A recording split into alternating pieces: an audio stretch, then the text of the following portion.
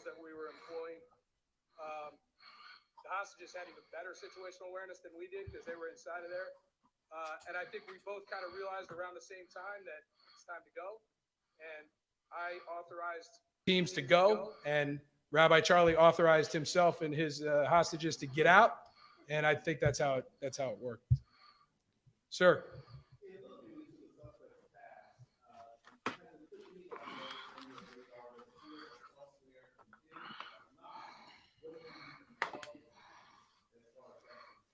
That's a great question. Thank you for asking that. The question is whether or not other people are on our radar and what do we need from the public. So right now we have gotten great support from the public. We don't have a specific call to action for the public.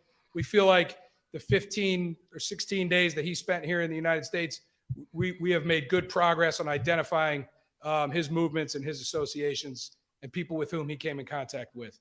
As far as his activity prior to coming here, outside of the scope of the continental United States, we are working closely with international partners, and I'm not going to comment on the work that we're doing in their countries, but I am great support, particularly from the UK. Great lines of communication. Yeah, this is a major terrorist event. Collaboration is as good as it can be. So I expect that, we'll be learning those types of details, and we are learning those types of details. This was a major terrorist event. Don't let them fool you. What's that, Sean? I'm sorry. Oh, the question is, have we detained anyone locally? We have not detained anyone else locally here in this investigation right now. Jake.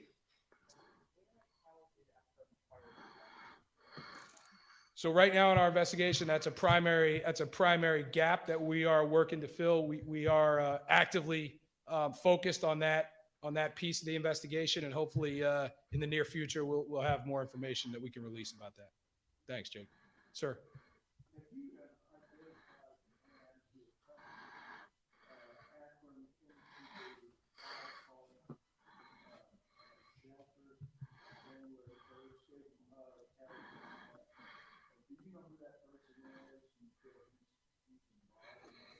I can't hear. So we believe that we have identified all the people that Akram had contact with or interacted with in this area, and that's really I really am not in a position that could, we still have an ongoing investigation, particularly as it relates to other people. So I can answer the first part of your question that we have identified that person. At this point, the question is, do we consider them accomplices? At this point, all I'm prepared to say is that we have identified them.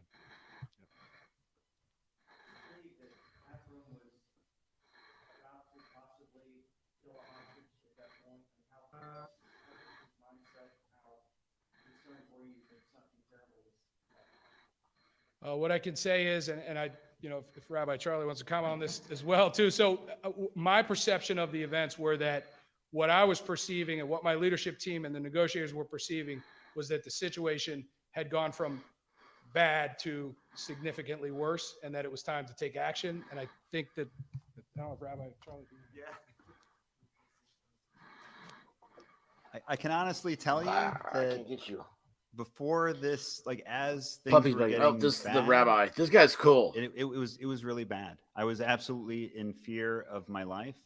I was kind of wondering, like, okay, FBI, like, let's, but of course, FBI, come in here. We had no idea. And he went from extremely agitated with the negotiator to all of a sudden very calm, like he was earlier in the day, just asking me for juice.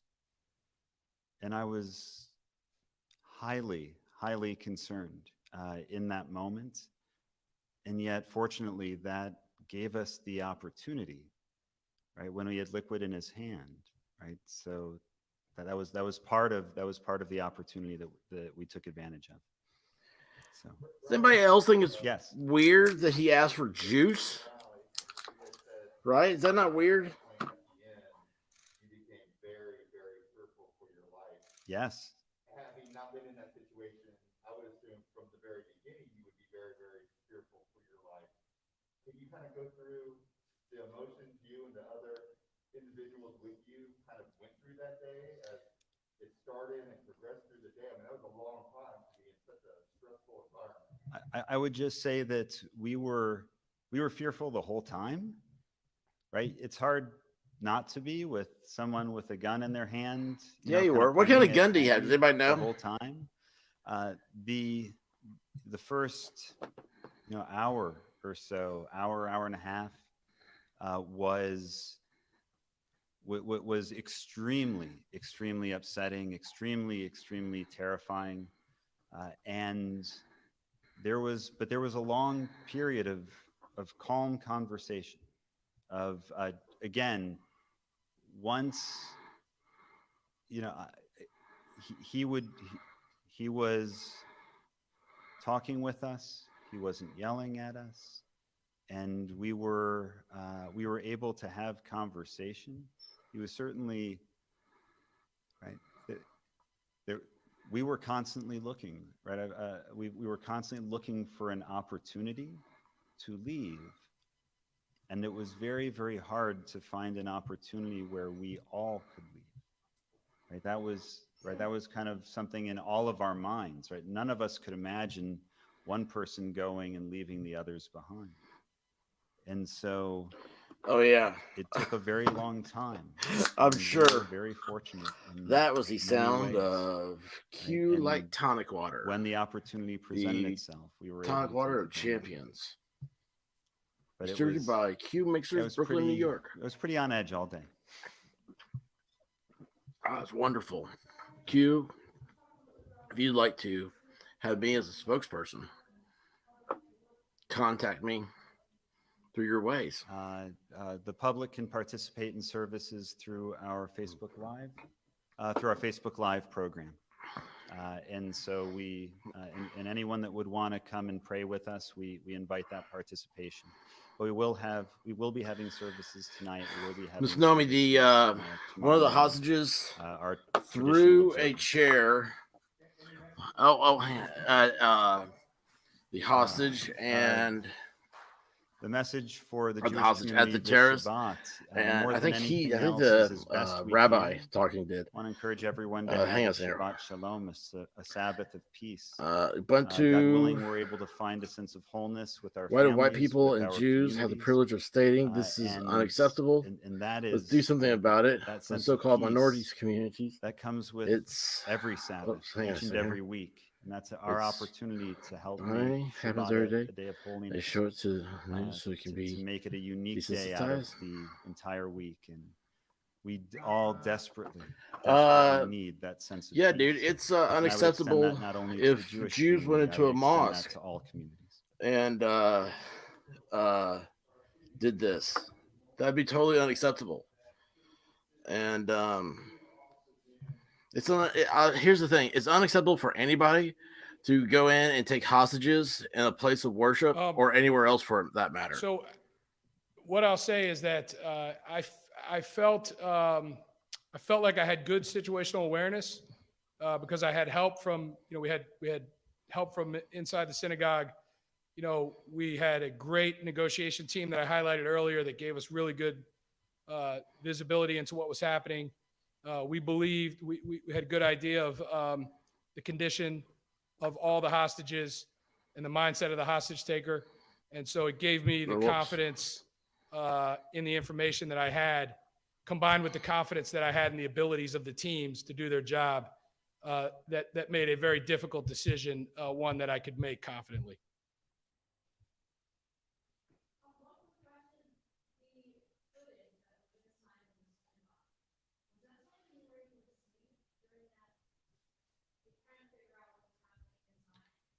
All I'm prepared to say about that is that we felt like we had really good audio coverage of what was happening in there and decent video coverage of what was happening in there. Enough to give the decision makers, the negotiators, and others general situational awareness, but we did not have full visibility of what was happening.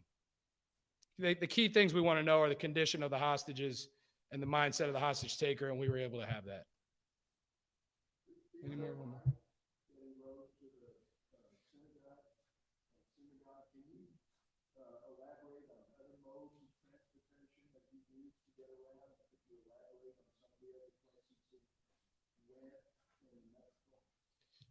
Really,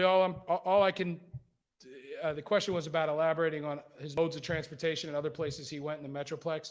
So as we still continue to conduct this investigation and determine exact all those things, and we have pretty good fidelity on those things, but I'm not at this point prepared to talk specifically about identifying associates or contacts or those types of. It's just investigative details I can't discuss right now. We'll take one more question. Sir. To his motive, I mean, is your belief that when he got on a plane in London, that was his goal from all along to do what he ended up doing? Or along the trip somewhere, did he decide to do this? So, the statement that I made earlier about his motives is where we are right now, that we believe that he committed an act of terror based on an anti-Semitic worldview in order to secure the release of a convicted terrorist. That's what we believe. That's what we believe was his motive. From the beginning of his travel to here. That's what you said. What I'll say about his motive. Yeah. All along that was his motive. What I believe, I don't know when that motive came about, if it was 7 years ago or 2 days before the attack, but that was the motive for conducting the attack. Indication of his connection to the individual he wanted released? So the individual he wanted released is a convicted terrorist that foreign terrorist organizations in the past have tried to negotiate the release by exchanging American hostages for that person's release. So he is aware, certainly aware, but I'm not aware of any personal connection to that person. All right. Thank you, everybody. Thank you, sir.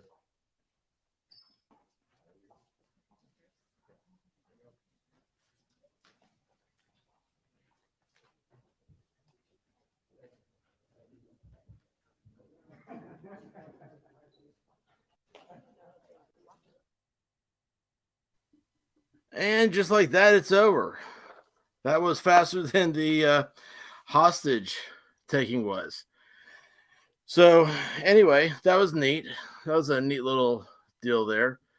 But let me, I've got this. I saw this other thing here I want to share because this seems silly. And of course, I haven't read it yet because I don't read it until I can read it with y'all.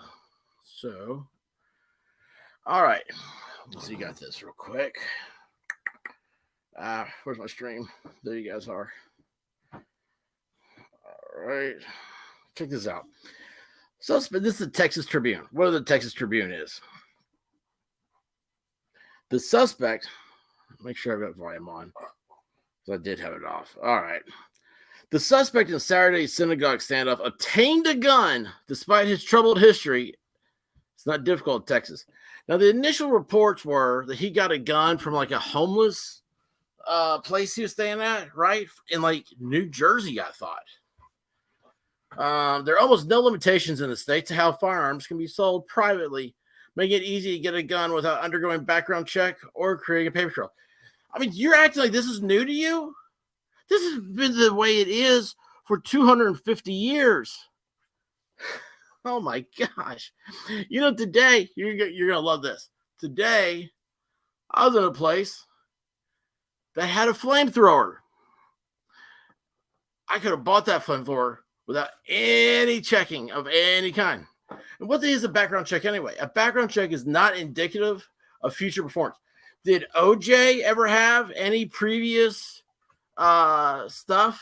run-ins to make you think that it might be dangerous to be around him with your boyfriend and a kitchen knife? No. Let's see here. What do we get gunman held for? Hostages in North Texas synagogue. Lasted more than 10 hours. The situation at Congregation Beth Israel in Colleyville, which really ought to be Cauliflower, Texas, northeast of Fort Worth, ended after all 4 hostages managed to escape unharmed. Authorities say FBI agent shot and killed the suspect, Malik Fazil Akram. That is not the name they originally gave for the guy. And are now investigating the event as terrorism-related. Religious and civil rights groups are calling for it an anti-Semitic act, or calling it an anti-Semitic act. In the aftermath, Akram's brother, and others who know the suspect, a British national who arrived in the U.S. just weeks before. Here's the thing: immigration. It's immigration. That's where the check should have been. Should have checked him before he came into the country. Wouldn't have to worry about it. But no, what they wanted to do, I haven't even read this, and I guarantee you I know what's going to happen. They want to put a restriction on your individual rights. Don't think it's going to stop with guns. Firearms are a great barometer of what people want to do to you. And because it makes people go crazy for some reason. And whatever, if it's firearms, they want to restrict firearms. They want to restrict your religion. They want to restrict your speech. They want to restrict your ability to assemble. Let's see here. Have we had any of those restrictions lately? Speech, assembly. Couldn't go to church on Easter. What was that? When was all that? It seems familiar. Easter worshipers. Gosh. A British national arrived in the U.S. before told news outlets he had a history of mental health issues and a criminal record. Why is he in the United States? There's a big ass ocean between here and there. We didn't let Hitler into the United States. And what would it have taken? He'd have had to swim across a big ass ocean. The brother lamented that sibling was able to get his hands on a weapon. Lamented that my brother, who's not an American, has a history of mental health issues and a criminal record. It is your fault that you have the right to keep and bear arms. That's what this British foreigner said. He's known to police, got a criminal record. How was he allowed to get a visa and acquire a gun? Visa is the key thing here. You know, you can find a gun. Go on YouTube. There's people who find guns all the time. They take those magnets, those like 100-pound magnets, whatever, and they throw them in the water. They pull up guns all the time. You know where else they find guns? All over Europe. They find all these from World War I, World War II, all the time. And they're like all rusted and everything else. And the whole thing is just like a 20 or 30-minute YouTube video about restoring these things.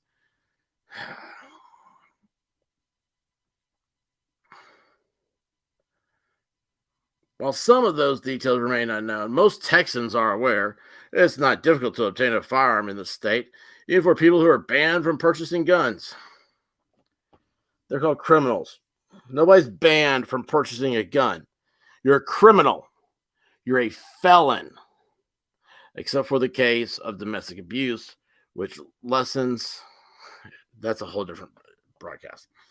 Federal law requires licensed firearm dealers to perform background checks before selling a weapon. Among those barred from purchasing guns are those who have been committed to a mental institute. Let me just go ahead and cut this off here.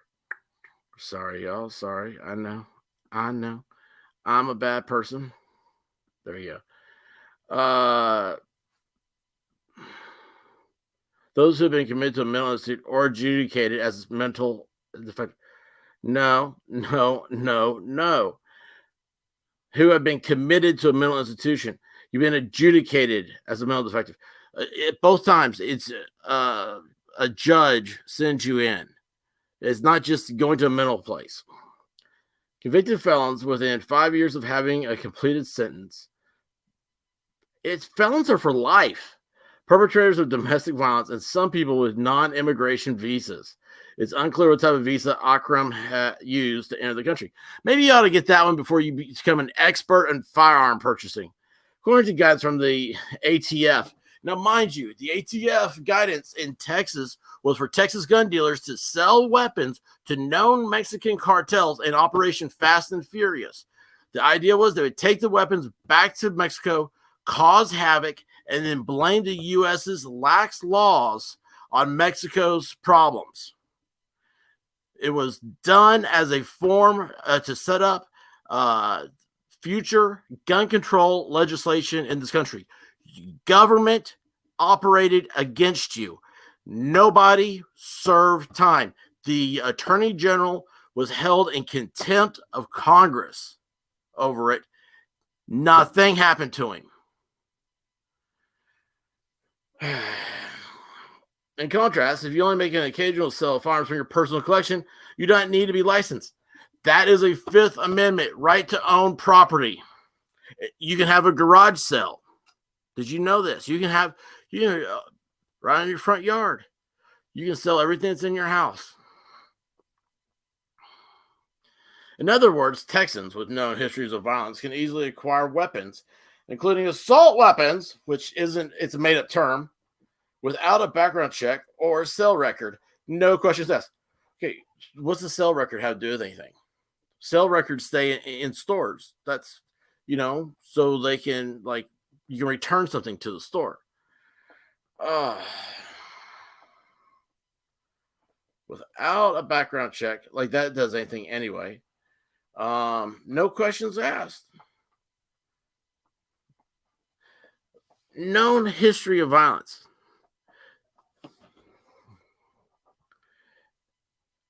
I know people that are like, I'm not selling guns to somebody who comes in here. This has happened in Tennessee, where a FFL dealer told people to leave, and they called him racist. But the people to leave were dressed like, acted like, and wanted one person to buy 10 identical Glock firearms for everybody in the group. And the FFL said, no, I'm not going to do it. And then it became a civil rights racism thing. Anyway. Ari Freelike, the state policy director for the Giffords, they're crazy.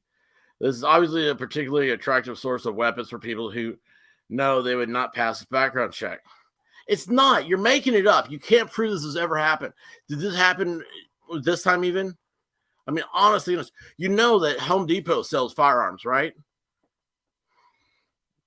Think about it. Home Depot, Lowe's, all are easy places to obtain firearms.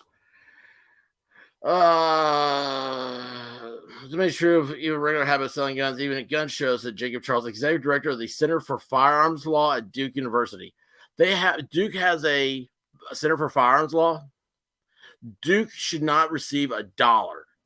If you have ever donated money to Duke, stop. Some states have implemented their own laws that restrict gun sales even further.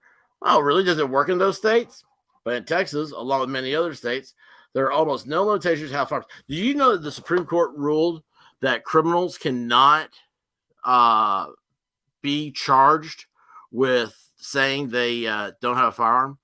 Because if it would be testifying against yourself. If they are not allowed to own a firearm and they're asked, by law enforcement, do you have a firearm? And they say no, or they say nothing. There's nothing wrong with that, because they cannot be held to testify against themselves. Make it easy to obtain a gun without creating a paper trail. Ooh, paper trails. They're so wonderful. What do paper trails do? I don't know. The only paper trails the United States has is on the killing of John F. Kennedy, UFOs, the killing of Martin Luther King Jr., and we're not allowed to look at those.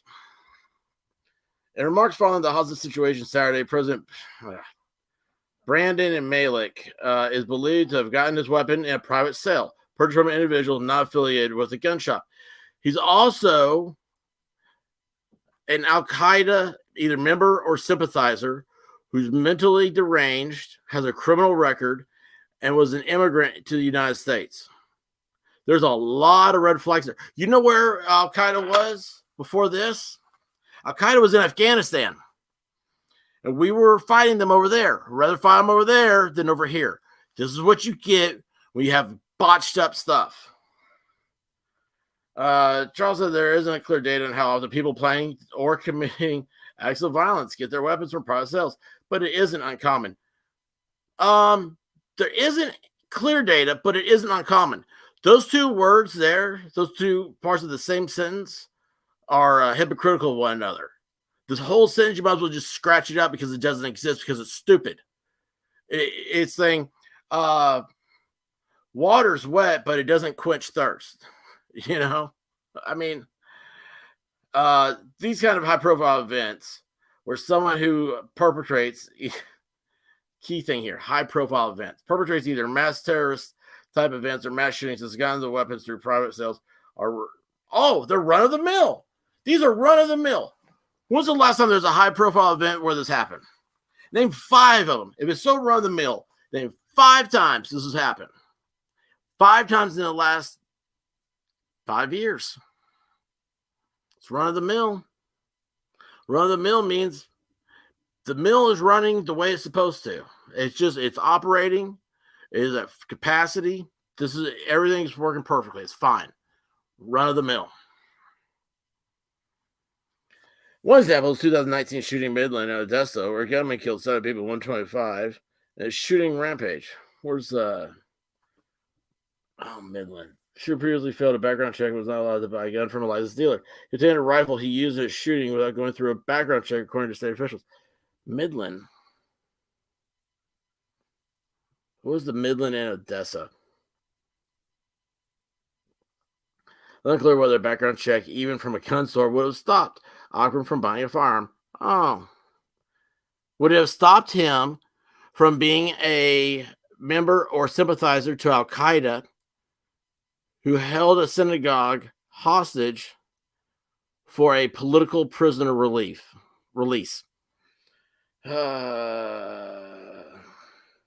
White House Press Secretary Pig Vomit Peppermint Patty said that a preliminary investigation shows he was checked against U.S. government database multiple times before he was allowed to enter the country, but no derogatory information. Derogatory. That's not the right term right there. You're dumb. Also, why would someone have to be checked against U.S. government databases multiple times? One time's all you need to be checked, right? Why would you have to check it multiple times? It's like, it passed. Let's run it again. Why are you running it again? It's either yes or no. This is not a maybe answer. This is BS. Oh, God, man, look how long is this thing? I'm not going past that. Holy cow. They've gotten so far into this that they are now, they can say anything they want to. And let's see here. Need to be licensed or marked house situation. No derogatory information. Texas isn't alone how it handles private sales. Only 21 states and Washington, D.C. require background checks for at least some gun sales.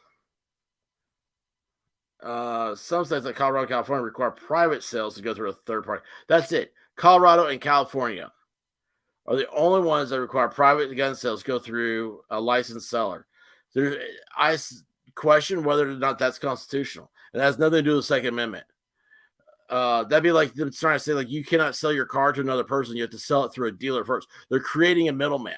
That's a liberalism, socialism idea of creating jobs. 2017 survey from Northwestern University and the Harvard School of Public Health estimated that more than a fifth of U.S. gun owners who obtained a gun in the previous 2 years did not undergo a background check beforehand. Okay, how about this? The United States has been producing firearms in their garage for 250 years. All right. They have fought wars on the land. 3 wars, 4 wars. You had the Mexican War, Revolutionary War of 1812, and the Civil War. All of those firearms are somewhere. All of those cannons are somewhere. And they're in private hands. Nobody talks about it. And they're underneath, a tarp in somebody's garage. Every once in a while, some good old boys might drink some moonshine and see if the old Betsy still fires. But those are all in private hands. Hundreds of years of firearms have been passed down through the probate system.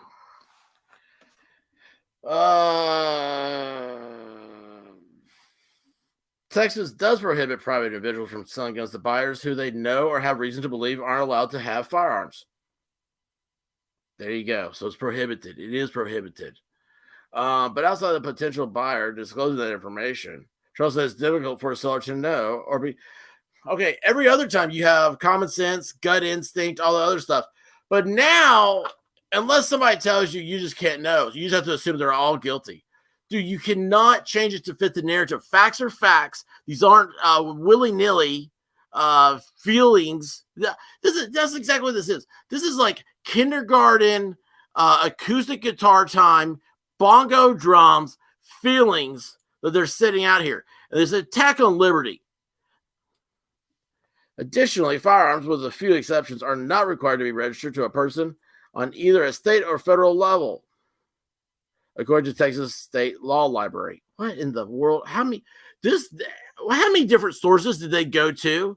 Because they're not double checking a single source. They're going to sources to get what they want to hear. Firearms with a few exceptions. Yeah, machine guns, short barreled rifles, and destructive devices have to be registered. But other than that, no. Why would you register a firearm to somebody? Show anywhere with registration like that. You know, your cars are all registered to people. Does that have car accidents stopped? I one time saw data for the state of Tennessee going back to like 1940s, maybe 1950s, and it was DUIs. Like how many intoxication deaths by automobile deaths by an intoxicated driver, whatever, however they word it.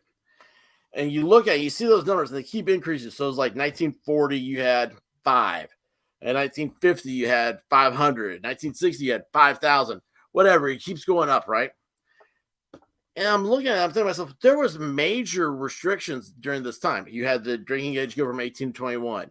You had blood alcohol content introduced. You had, you used to not have any drug or drinking and driving laws at all. Yet all these laws have been put in, and every time there's a law put in,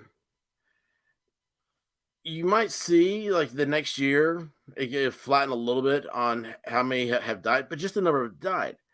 Percentage-wise, to the number of drivers on the road has always stayed constant. So it's like 3.5% of all wrecks end up with fatality from alcohol. Being blamed as a primary reason for it. Like 1 year it might go to 3.6%, 1 year go to 3.4%. It'll change a little bit, but like whatever that number is, it stays pretty constant. No matter what legislation has been passed, it has never changed in percentage-wise of people, how many people are driving and how many people are on the road, how many wrecks there are. Stays the same. Laws don't work. Common laws work. Because those are laws that they're settled by man. They're in your soul.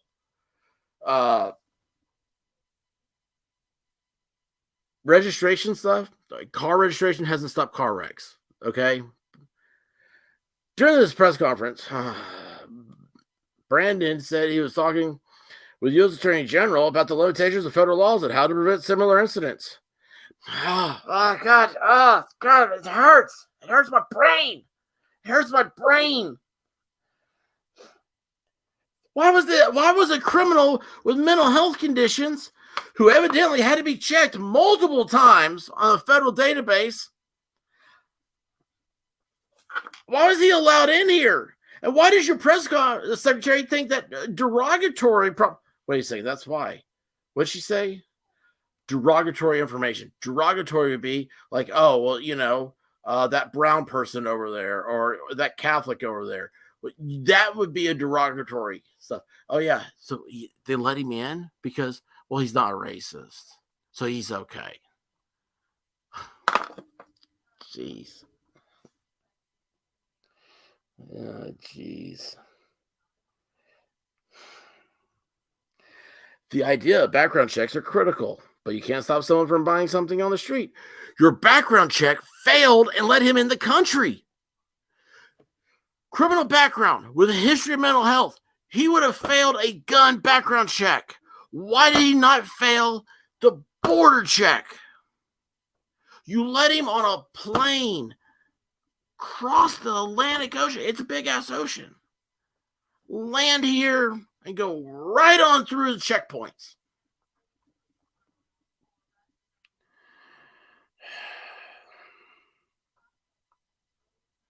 Last year, bipartisan bill aiming to require, this has nothing to do with anything. This has nothing to do with anything.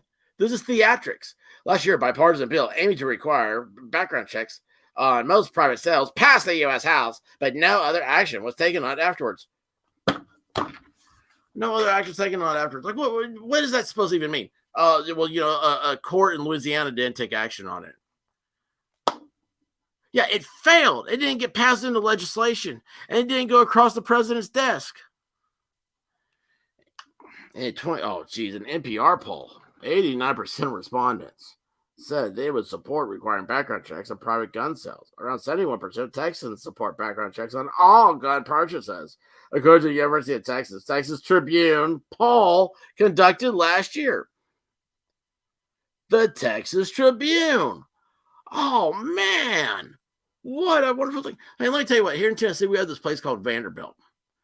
Unfortunately, we can't get that place moved back up to like New Jersey or something. We'd love to get that out of here. There's some prime rules that we'd love to have back. Anyway, Vanderbilt's here in Tennessee. If you see a poll that says University of Vanderbilt polling, that sucker is as crooked as a dog's hind leg. I mean, it is just smack your ass and call you Sally. Stupid. All right. Oh, there's another. Oh, gee. I'm at the point of no return. I feel like I have to keep reading until I get that in. I have to conclude this. Even if the federal government implemented such a mandate, it's unclear whether Texas would enforce it. Oh, jeez. God bless, man. Gun dealers are federally licensed. If it came through a gun dealer, they have to themselves enforce it, or they lose their license. After calls for federal gun reform following mass shootings, Texas. I hate Texas. I live in Texas. I work for the Texas Tribune. I hate it. Passed legislation last year declaring itself a Second Amendment sanctuary state. What does Second Amendment sanctuary state mean? Would it be political hyperbole? It doesn't really mean anything. I don't know, but it sounds good to make it sound scary and hopefully teach those mean people over there a thing or two. Those people that don't like the things that I like. And prohibiting state agencies and local governments from enforcing new federal gun laws. The legislature also passed a law allowing Texans to carry handguns in public without going through training or obtaining a permit. What is training? What is training? I hate that. If you are listening to this and you say to somebody, be sure and get training with your gun or promote anything that says training, slap yourself because you're stupid. Training is going out with grandpa or your dad, you get a box of 22s and you shoot at cans. That's training. All right. You don't need any other training. You don't need to pay somebody something. You don't need to. It is a term, as a fiction, and it's a term that responsible gun owners are stuck on stupid about repeating again and again. Oh, you should have training for that. No, nowhere in the Constitution does it say training. All right? So don't let that become a popular term. Or next thing you'll say, it'll get passed. And then who does the training? Guess what? All of a sudden, training's full. We can't get you training. Y'all, you need to be trained for every firearm.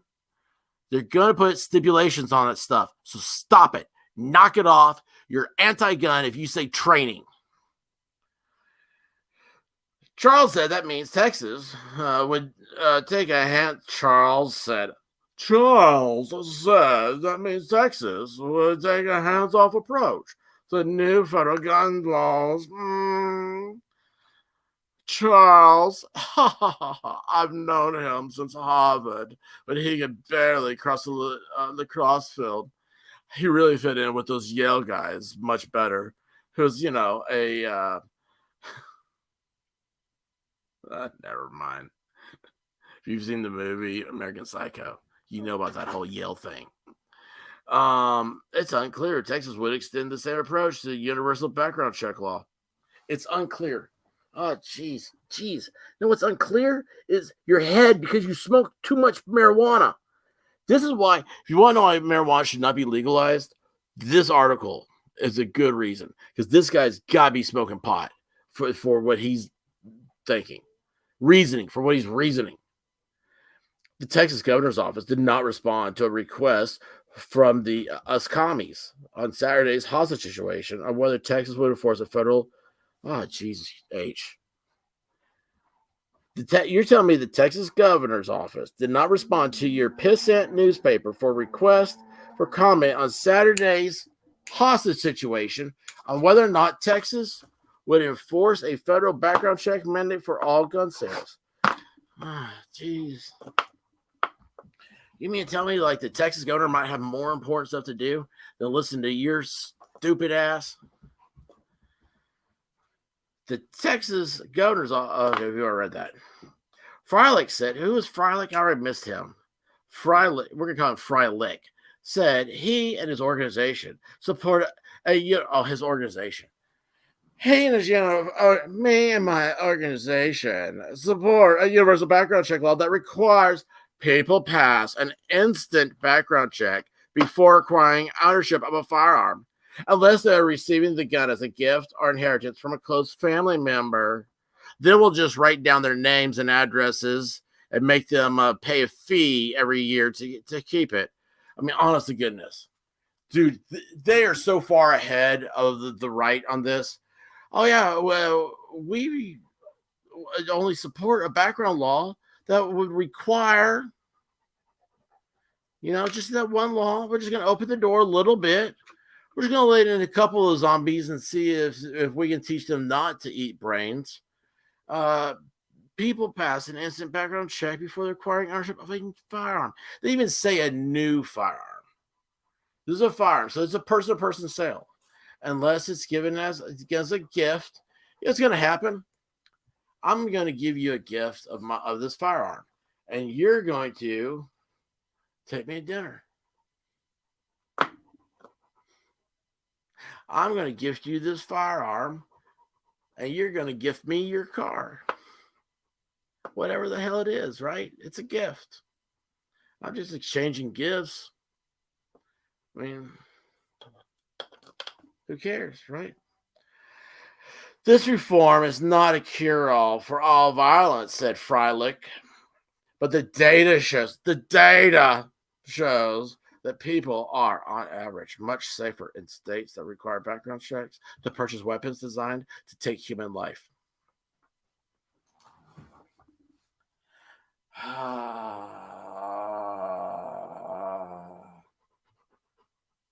Could you show me something designed to take human life? Oh, a bayonet with a blood channel, right? That's going to be our sword with a blood channel because it takes human. Might be for defense against hogs. Here's the deal with people, they go hog hunting with knives. Those dudes, man, they have a special kind of clank when they walk. Disclosure. The University of Texas at Austin has been a financial supporter of the Texas Tribune, a nonprofit, nonpartisan news organization that is funded in part by donations from members, foundations, and corporate sponsors. Financial supporters play no role in Tribune's journalism. Find a complete list of them here. Hey, you know what? Let's do that. All right, where's your list? All right. One password. 800 Congress. That's a liberal group. Oh, ACLU, Texas. Independent pharmacists. Yeah, pharmacists aren't good.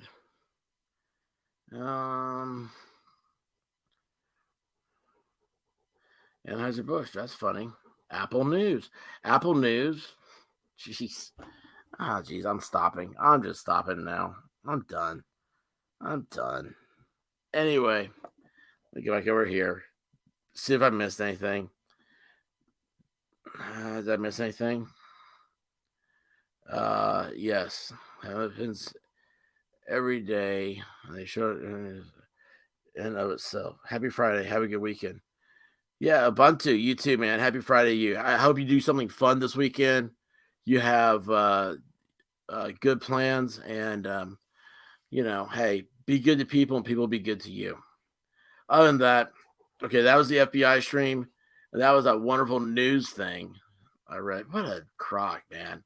What a crock. And it's not gun control. That's not what the goal is here. It's everything control. Because these people, they sit in Starbucks, they're reading the New York Times, the paper of record. Jeez. record of bird cage lighting, fish wrappers. Anyway, and they're thinking to themselves how to control your life. There are people that want to ban trucks.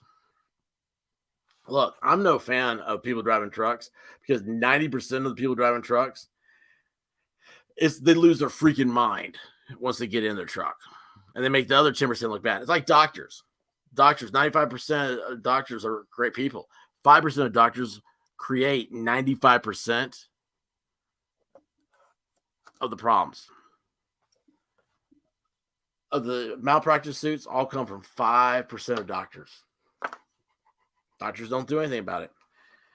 Anyway, but people that want to ban your trucks, they're sitting there going, they shouldn't have something that big. They want to ban gasoline.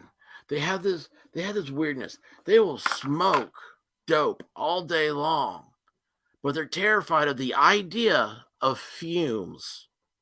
Like there's gas fumes. So we got to ban gas.